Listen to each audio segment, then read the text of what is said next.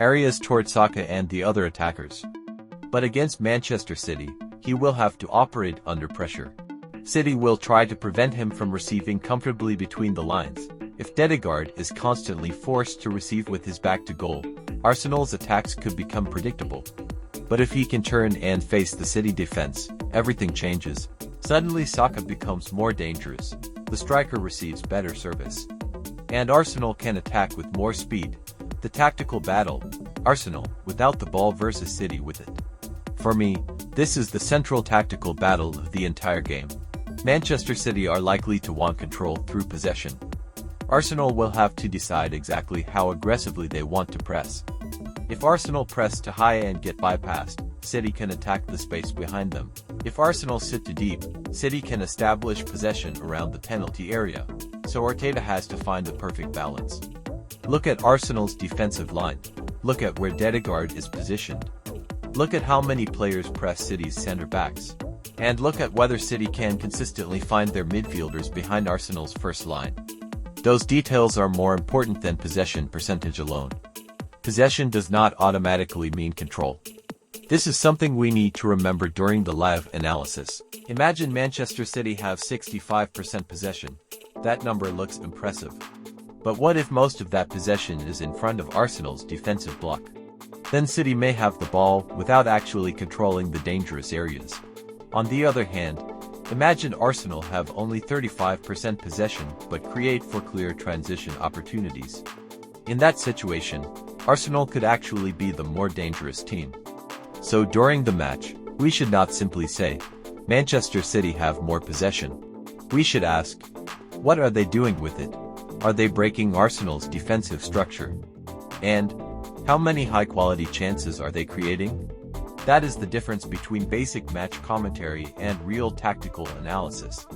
The first 15 minutes could be decisive.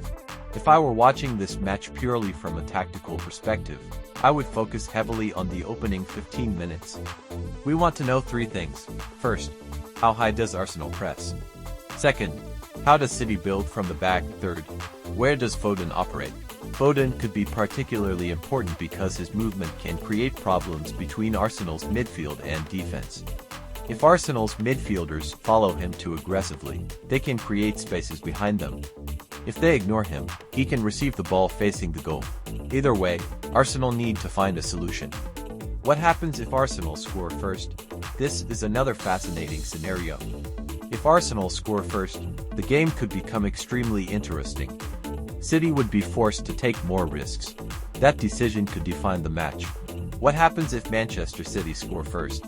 They will have to decide whether to increase the intensity of their press. But doing that could if City score first, Arsenal will face a different problem. Load give Haaland more space. And if Arsenal push too many players forward, City can potentially attack the space left behind. This is why the first goal could have a huge tactical impact. It doesn't simply change the score. The players are not necessarily at their physical peak. Some have only recently returned from international duty. New signings are still adapting, and Manchester City are working under a new manager. So the result should not be treated as a prediction of the entire season.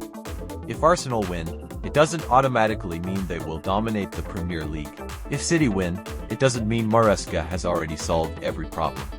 What matters more is how they win, what I will be watching during the live game.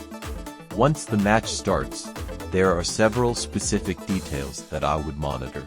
First, the distance between Arsenal's midfield and defense. Second, how often City can find players between the lines. Third, Saka's one-on-one situations. Fourth, Doku's ability to isolate Arsenal's full-back. Fifth, Haaland's movement against Arsenal's centre-backs. Sixth, Ødegaard's freedom. And finally, City's response after losing possession. That last point could be particularly important. Because if Arsenal can win the ball and immediately attack before City recover their shape, they could create some of their best chances. Arsenal have the advantage in continuity. Manchester City have the advantage in individual match-winning ability.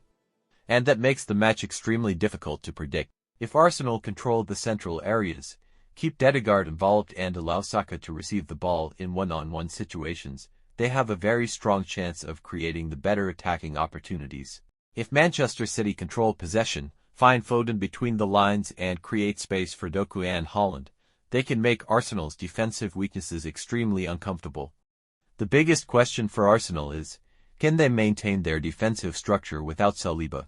The biggest question for Manchester City is, can Maresca's new system immediately control a top-level opponent without Rodri and without Guardiola?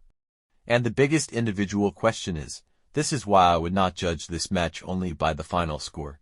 The real story begins with the opening formation, then the first pressing sequence, then the first time Odegaard receives between the lines, then the first time Saka gets isolated, then the first time Haaland attacks the space behind the defense.